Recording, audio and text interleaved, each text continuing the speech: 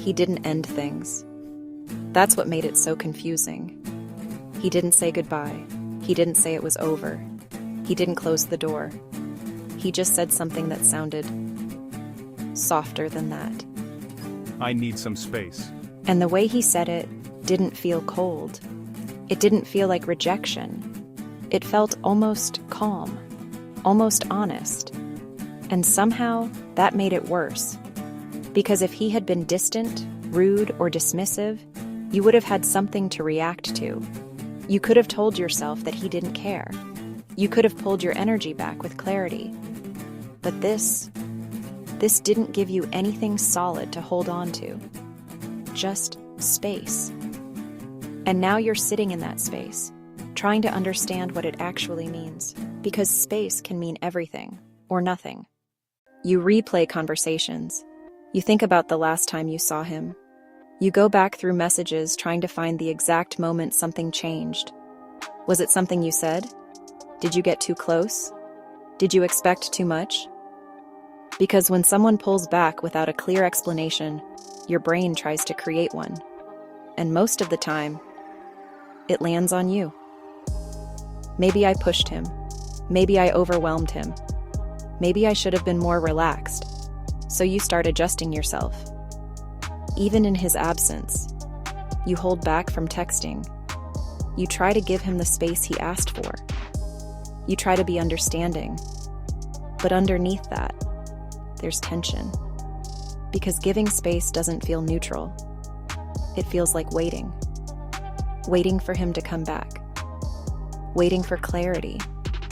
Waiting for something that tells you where you actually stand. And the longer that space stretches, the louder your thoughts become. Because now it's not just about him.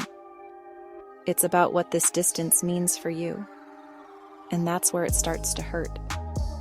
Not because he left, but because he didn't fully stay either. But here's what most people misunderstand about space. For some men, space isn't a step away from you. It's a step back into themselves. When emotions start building, real emotions, not just surface-level attraction, it creates something they don't always know how to process in real time. Closeness feels good, but it also creates pressure. Not external pressure, internal pressure.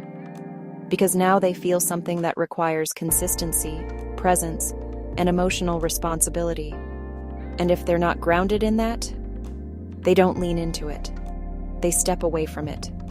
Not to leave, but to regulate, to slow everything down, to understand what they're actually feeling without the intensity of being in it at the same time. Because when they're inside the connection, everything feels louder. Your presence, your expectations, their own emotions. It's all happening at once. And for someone who hasn't learned how to sit in that, it becomes overwhelming. So space becomes a way to breathe, a way to quiet the noise, a way to come back to themselves without feeling like they're being pulled in a direction they're not fully ready for. And here's the part that most people don't see. When they step back, they don't stop feeling. In fact, sometimes it's the opposite. When the interaction stops, when the messages slow down, when the connection isn't right in front of them anymore, that's when the feeling becomes clearer. Because now there's no pressure attached to it. No expectation. No immediate response needed. Just space to feel without reacting. And in that space, they start noticing your absence. Not as something heavy, but as something missing. And that's when clarity starts to form. Not because you chased them, not because you convinced them, but because distance allowed them to experience the connection in a different way, without being overwhelmed by it. So when a man says he needs space, it doesn't always mean he's leaving. It often means he's trying to understand something he can't process while he's still inside it. And that's why the way you respond matters. Because if you chase, it increases the pressure.